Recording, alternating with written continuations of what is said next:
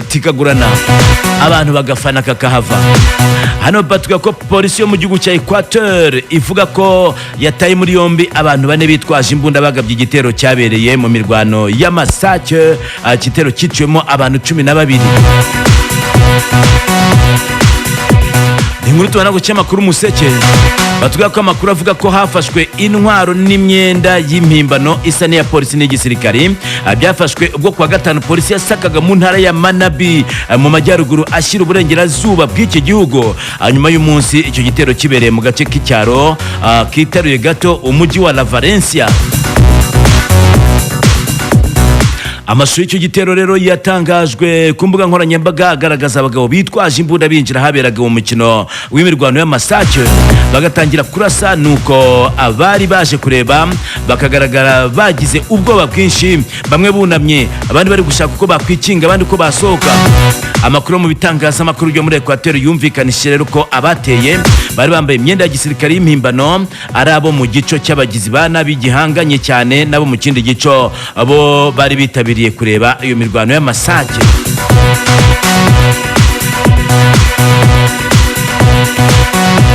Reka tuve kuri iki makuru usimbukiye ku cyamakuru bwiza.com. Inkuru zijyanye na Joseph Kabila zikomeje kwisukiranya. Abo ku ruhande rwe barahakana ko yaba yarageze i Goma. Ishyaka PPRD rya Joseph Kabila Kabange wahoze ari perezida wa Repubulika ya Demokarasi ya Congo aryahakanye amakuru avuga ko yaba ari mu mujyi wa Goma. Iri shyaka rero ryabihakanye biciye mu munyamabanga uhoraho waryo Ferdinand Kambere mu kiganiro yagiranye na Radio Okapi, radio y'umuryango w'abibumbye. Hano twibutse ko kuwa gatanu tariki ya 18 Mata aribwo hamenyekanye amakuru y'uko Kabila yaba ari i Goma, aho yageze avuye mu buhungiro mu gihugu cya Zimbabwe hariya i Harare. Ubyibuka umuvugizi w'umutwe wa M23 ugenzura uyu mujyi Lawrence Kanyuka yari yabwiye BBC ko uyu mutwe nta kibazo wabona mu kuba uyu munyapolitike yaba ari muri uyu mujyi ufatwa nk'umurwa mukuru w'intara ya Kivu y'Amajyaruguru.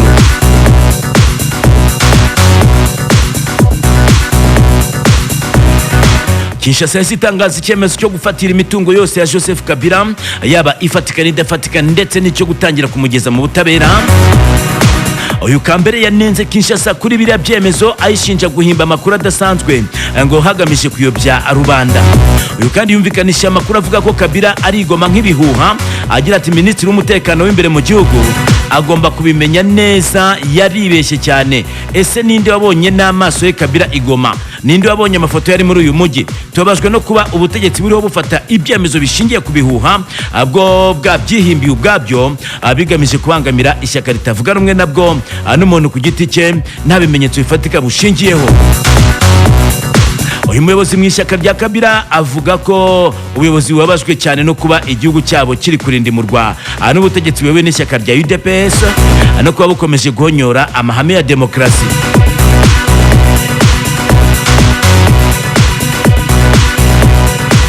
Iyi ni inkuru asanzwe ku cyamakuru bwiza.com. Kuri iki cyamakuru kandi baratuga ko mu gihugu cya Burkina Faso abasirikare benshi batawe muri yombi bakekwa gutegura coup d'etat.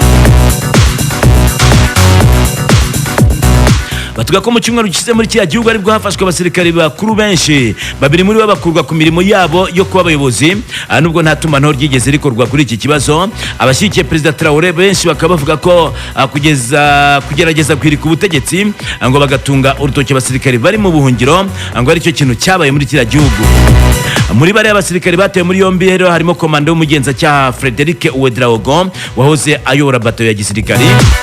Amakuru aturuka mu nzego z'umutekano avuga ko uyu ngo yari arimo gukora iperereza kwiyicwa mu kwakira 2023 rya komanda Ismael Tuhogobu wakekagaho kuba yari afite uruhare mu gushaka gwirika ubutegetsi. Nanone muri icyo gihe kandi umushinjacyaha wa gisirikare yari yavuze ko ifatwa ritagenze neza.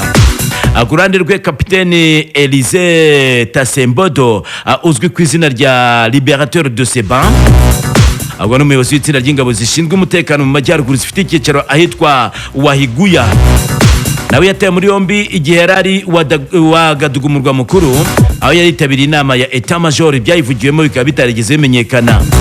Usibye abayobozi benshi b'ingabo bafashwe, abandi benshi basimbuye mu myanya bari barimo nubwo umubare wabo utazwi.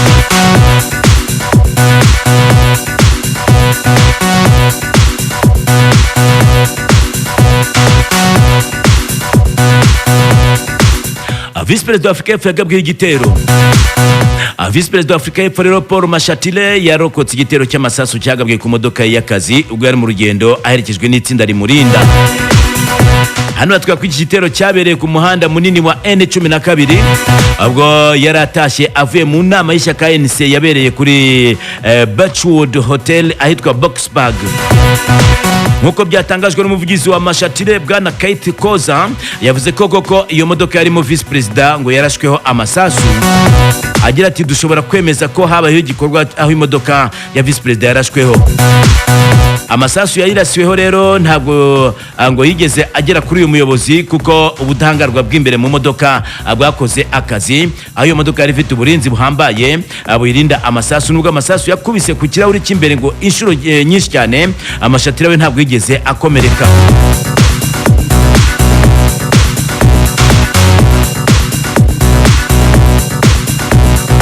Andi makuru atubwira ko Urusiya bwasubukuye ibitero ku gihugu cya Ukraine nyuma y'agahenge ka Pasika. Ku munsi w'ejo rero ingabo z'Urusiya zasukuye imirwano muri Ukraine nyuma y'agahenge ka Pasika katangajwe na Perezida Vladimir Putin, nkuko byatangajwe n'intaramakuru by'Uburusiya. Igisirikare cy'Uburusiya mu itangazo ryacyo cyakoresheje inyito nyine cyahaye intambara cyagize kiti ihagarikwa ry'imirwano rirarangiye, ingabo z'Uburusiya zakomeje gukora igikorwa kidasanzwe cya gisirikare. Kuri wa mbere kandi ingabo zirwanira mu kirere za Ukraine zavuze ko Uburusiya bwongeye kugaba ibitero mu kirere, bwohereza drone 96 na misile 3 ari mu turere twa Kharkiv, Dnipropetrovsk ndetse na Cherkasy. Igisirikare cyanditse kuri Telegram ko ingabo zirwanira mu kirere za Ukraine zarashe indege zitagira abapilote 42 z'Abarusiya, izindi 47 ngo baraziyobeje hakoreshejwe ikoranabuhanga.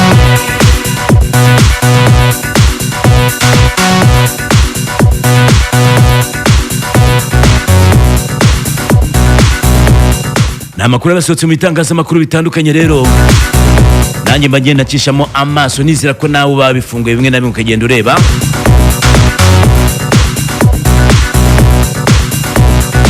Israel ngo yahagaritse viza z'abadepite b'Abafaransa bashyigikiye Palestina.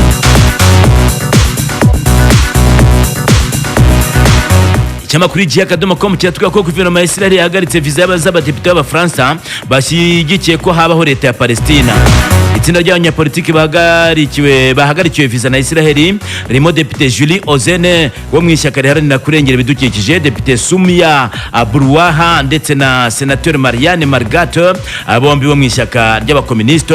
Harimo kandi François Ruttefin ndetse na Alexis Corbière bahoze ari abadepite. Iri tsinda ry'abanyapolitiki ryashyize hanze itangazo kuwa 20 Mata arivuga ko ryatumiwe n'uhagarariye inyungu z'Ubufaransa muri Israel mu ruzinduko rw'iminsi 5 rwo gusura ibice bigize iki gihugu ndetse no hafi y'umupaka ugihuza na Palestina. Iri tsinda rigira ati iyo biba byari kuba ari ugukomeza imibanire mpuzamahanga ndetse n'umuco w'amahoro, haburi iminsi 2 ngo tujyeyo, ubuyobozi bwa Israel bwarahagaritse viza zacu zituma twinjira ngo kandi zari zaremewe mu gihe cy'ukwezi kumwe gushize. Bagaragaje ko kurirwa viza rero bigiye kuzana ikibazo gikomeye mu mibanire hagati y'ibihugu byombi, ndetse bahamagara Perezida Emmanuel Macron kugira nawe icyo yabikoraho.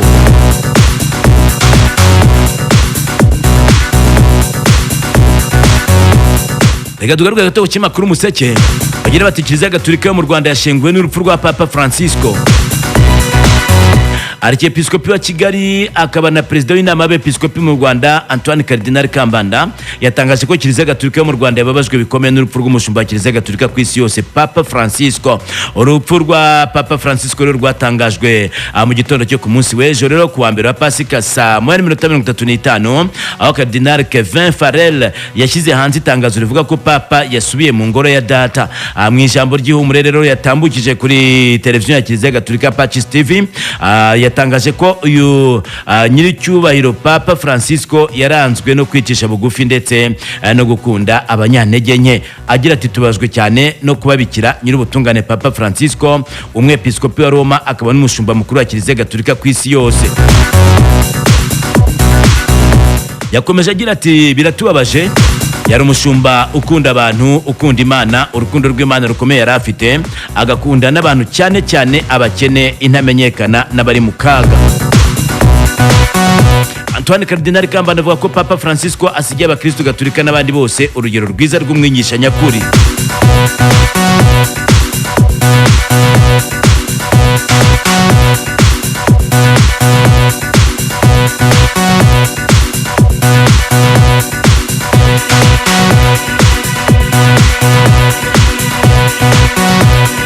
Inkuru ibona kumenya makuru byinshi cyane rero byandikirwa hano mu Rwanda. Hagati dusimbuye cy'amakuru y'Akadomo.com baragira ati Perezida Kagame yababajwe n'urupfu rwa Papa Francisco wazahuye umubano wa Kiliziya Gatolika n'u Rwanda. Abagira bati Perezida Kagame yihanganishije Kiliziya Gatolika n'abagatolika bari ku isi yose nyuma y'urupfu rwa Papa Francisco kuri uyu wa 21 Mata 2025. Avuga ko yari ikimenyetso cy'imbabazi, kwicisha bugufi ndetse no kwifatanya n'abandi ku isi yose. Mu butumwa yanyujije ku rubuga rwe rwa X, Perezida Kagame yagaragaje ko ubuyobozi bwa Papa Francisco umubano w'u Rwanda na Kiliziya Gatolika wafashe icyerekezo gishya. Yagize ati ubuyobozi bwe bwaranzwe no kwemera amateka ya Kiliziya Gatolika mu Rwanda, byatumye habaho ikiragano gishya mu mubano mwiza hagati ya Kiliziya Gatolika n'igihugu cyacu, ushingiye ku kuri, ubwiyunge ndetse n'intego ihuriweho yo gushakira ubuzima bwiza abanyarwanda. Mu izina ry'abaturarwanda nanjye ubwanjye nihanganishije Kiliziya Gatolika n'abagatolika ku isi yose.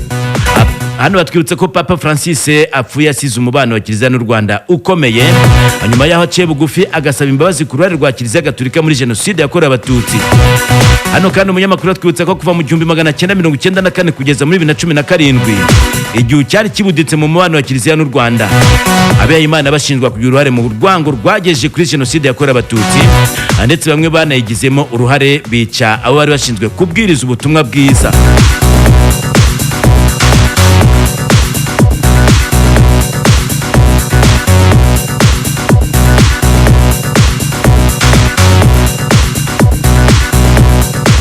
Wasimbukiye kuhisha makuru Igihe Akadomo.com kareba n'ibindi byose bijyanye rero n'iyi nkuru ya mukuru w'igihugu cy'u Rwanda yabajwe n'urupfu rwa Papa Francisco.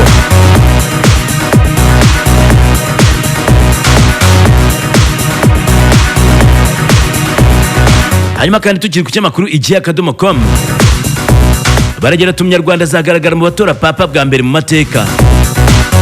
Antoine Cardinal Kambanda ari mu bazitabira amatora ya Papa mushya uzasimbura Papa Francisco witabye Imana ku munsi w'ejo ku myaka 88 y'amavuko, nyuma y'igihe yari amaze arwaye indwara z'ubuhumekero. Hano batwibutsa ko uyu Papa Francisco yari amaze imyaka 12 ayobora Kiliziya Gatolika ku isi, kuko yatorewe kuyiyobora muri 2013. Hano bwa mbere mu mateka rero Umunyarwanda azagaragara mu batora Papa ndetse nawe afite amahirwe yo kuba yatorwa. Hano kandi abanyamakuru atubwira ko kwa 28 Ugushyingo 2020 ariko Papa Francis yagize Antoine Cardinal Kambanda nyine umukardinali ahita aba kardinali wa mbere ubayeho mu gihugu cy'u Rwanda.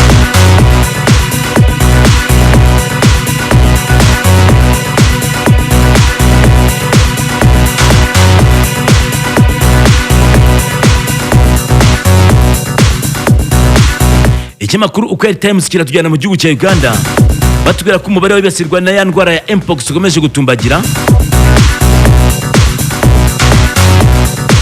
aho bavuga ko kuri uyu wa mbere nyine ubwo ari ku munsi w'ejo Minisiteri y'Ubuzima mu gihugu cya Uganda yatangaje ko umubare w'abanduye virusi ya Mpox muri kiriya gihugu wageze ku 5431, akaba haranduye abagera kuri 40 kuva aho iki cyorezo harapfuye abagera kuri 40 kuva iki cyorezo cyatangazwa ko cyageze mu karere ka Afurika y'Iburasirazuba, cyane cyane muri kiriya gihugu cya Uganda.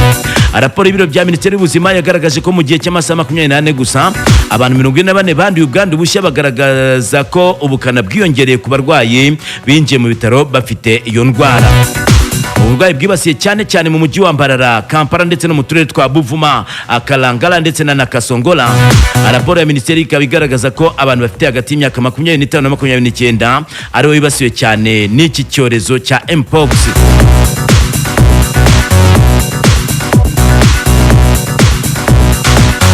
Hanyuma kandi mu gihugu cya Tanzania abasenyeri basabye ko leta yafungura Tundu Lissu hamwe nabo bafunganwe vuba na bwangu. Ni icyamakuru Rwanda Akadomo rawa kitubwira iby'iyi nkuru, aho bagira bati inama nkuru y'abasenyeri mu gihugu cya Tanzania izwi nka TEC yasabye leta ya Tanzania kurekura umunyapolitiki utavuga rumwe n'ubutegetsi bwa Samia Suluhu Hassan akaba yitwa Tinduli Surero hamwe n'abandi bafunganwe bakarekurwa vuba na bwangu ngo ko ntabwo amahoro yagerwaho hakoreshwa imbaraga z'umurengera. Icyamakuru Mwananchi cyanditse ko musenyeri ukuri inama nkuru y'abasenyeri Gatolika muri Tanzania witwa Wolfgang Pisa yavuze ko amahoro adashobora kugerwaho hakoreshejwe imbaraga z'umurengera ahubwo ko ibiganiro n'amahoro ari wo muti. Uyu musenyeri Wolfgang Pisa yavuze ko ari uburenganzira bwa buri mwene gihugu guharanira ko habaho impinduka mu matora kugira ngo haboneke abayobozi beza mu gihugu cya Tanzania.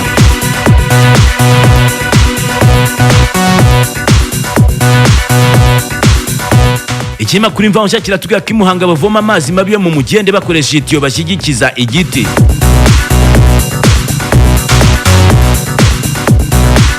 N'abatuye mu murenge wa Shogwe mu kagari ka Mubuga mu mudugudu wa Matsinsi mu karere ka Muhanga bavuga ko bifuza kwegerezwa amazi meza kuko kuri ubu bavoma amazi mabi nayo babona bibasabye gutega agatiyo mu mugende uriho ibyatsi bakagategesha igiti. Ni ku kinyamakuru Imvaho Nshya umwe muri abaturage bavuga ko bafite ikibazo cy'amazi mabi bakoresha avuye mu mugende batezeho agatiyo, agira ati rwose muri make twebwe turifuza ko ubuyobozi budufasha kubona amazi meza kubwo tuvoma amazi mabi yo mu mugende twatezeho agatiyo tugashyikirije igiti ku buryo dufite impungenge ko twakwandura indwara ziterwa n'umwanda. Mugenzi we nawe rero utuye muri uwo mudugudu wa Matsinsi rero avuga ko icyo bifuza ari uko ubuyobozi bubafasha nabo bakagerwaho n'amazi meza. Ati rwose ubuyobozi budufashe natwe tugerwaho n'amazi meza kuko kuvoma ayo kuri kariya gatembo yo mu magende asa nabi cyane biri kudutera ubwoba bwo kuba twakwandura indwara ziterwa n'umwanda. Umunyamabanga nshingwabikorwa w'umurenge wa Shogwe Nsengimana Oswald avuga ko ikibazo cy'amazi muri aka kagari ka Mubuga mu mudugudu wa Matsinsi hari gahunda yo kwageza amazi meza ku kibazo kirazwi. Agira ati imiyoboro y'amazi yamaze kugezwa mu murenge wacu wa Shogwe ku buryo n'abatuye mu mudugudu wa Matsinsi rero bari mu baturage bazagezwaho amazi meza aturuka kuri iyo miyoboro.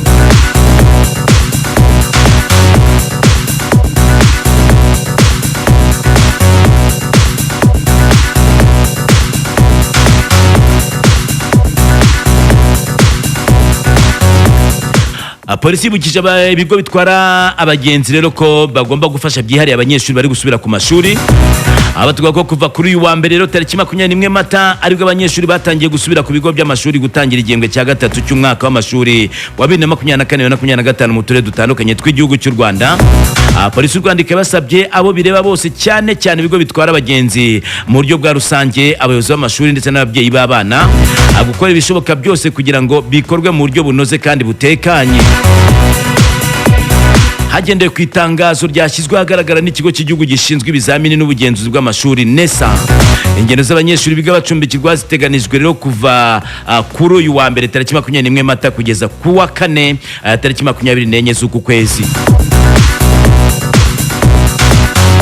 Hanyuma rero ku munsi w'ejo ngo hagomba kugenda abanyeshuri biga mu turere twa Ruhango, Gisagara, Ngororero, Musanze, Nyagatare na Gatsibo. Kuri uyu wa kabiri rero hakaba hagenda abiga mu turere twa Nyanza, Nyamasheke, Nyabihu, Rubavu, Rulindo, Gakenke, Rwamagana ndetse na Kayonza. Ku munsi w'ejo kwa gatatu tariki 23 Mata hazagenda mu turere twa Huye, Kamonyi, Karongi, Rutsiro, Gicumbi, Ngoma na Kirehe. Naho kwa kane rero tariki 24 Mata rero n'ejo bundi ni nawo munsi wa nyuma hakagenda abo mu turere twa Muhanga, Nyaruguru, Rusizi, Nyamasheke, Bugesera, Burera, Nyarugenge, Gasabo ndetse na Kicukiro. SP Emmanuel Kayigina umuvugizi w'ishami rya polisi rishinzwe umutekano mu muhanda yashishikarije ababyeyi b'abanyeshuri kubohereza hakiri kare kugira ngo bibafashe gutega imodoka azerekeza mu turere amashuri bigamo aherereyemo. Asaba n'abayobozi b'ibigo gukurikirana ko abanyeshuri bahagereye ku gihe. Yagize ati muri iki gihe cyo gusubira ku mashuri kw'abanyeshuri mu mihanda ndetse no muri za gare haba hari urujya n'uruza rw'imodoka nyinshi zinyuranamo n'abagenzi. Aya mabwiriza ashyirwaho hagamijwe kugira ngo abanyeshuri biborohere kugera aho biga hatabayeho inkomyi haba kuri bo ndetse no ku bandi bagenzi basanzwe. Turasaba buri wese rero kuyubahiriza, ababyeyi bohereza kare abana babo, abayobozi b'ibigo bigaho nabo bagakurikirana ko bahagereye ku gihe, abo batabonye ku munsi wagenwe bakamenya icyabiteye.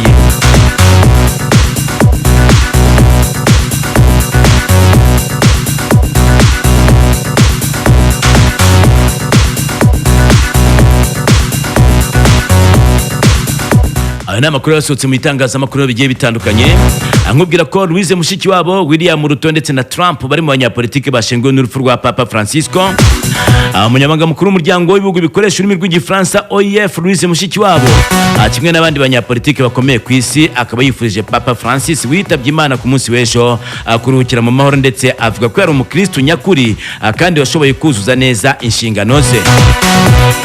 Ibi Mushikiwabo yabinyujije mu butumwa yashyize ku rubuga rw'inkoranyambaga rwa X kuri uyu munsi w'ejo rero, nyuma y'urupfu rwa Papa Francis wari umushumba wa Kiliziya Gatolika ku isi. Yagize ati, mushumba nyir'ubutungane, wabashije kuzuza inshingano zawe neza nk'umukristo nyakuri, wategaga amatwi ukagwa neza kandi ukicisha bugufi, uruhukire mu mahoro. Joseph Kabila uyoboye Repubulika ya Demokarasi ya Kongo nawe kuri X yifurije Papa Francis kuruhukira mu mahoro, ndetse ashima umurage asizeho kwimakaza ubutabera. Yagize ati, ndazirikana Papa Francis nk'umugabo wari ubereye Kiliziya kandi umunyakuri, yibukije isi ko ubutegetsi budatanga ubutabera ari ubwoko bw'ihohotera, naruhukire mu mahoro. Dr. William Ruto, perezida wa Kenya, nawe yavuze ko yifatanije na Kiliziya Gatolika n'abakristo bose muri rusange amukunamira Papa Francis witabye Imana, ndetse agaragaza ko isi ihombye ingirakamaro mu myizerere. Naho perezida wa Leta Zunze Ubumwe za Amerika Donald Trump nawe abinyujije ku rubuga rw'inkoranyambaga rwa Truth Social yanditse agira ati, ruhukira mu mahoro Papa Francisco, Imana imuhe umugisha n'abamukundaga bose. Yanaboneyeho gutangaza ko mu mihango yo kumushyingura n'abazaba hibereye. Reka tuwe duhiniye ngaho ibijyanye n'ibinyamakuru. Ndabona mugenzi wacu yamaze kugera hano rero, yitwa Muneza, atuma umwanya atubwira amakuru ku buryo burambuye. Rero nkubwira ko nyuma ya topic turamushimira cyane Bwije Nkozi cyo dufashe kugira ngo amajwi n'amashusho bikugeraho 5 kuri 5. Nawe nagushimiye kuba wadukurikiye.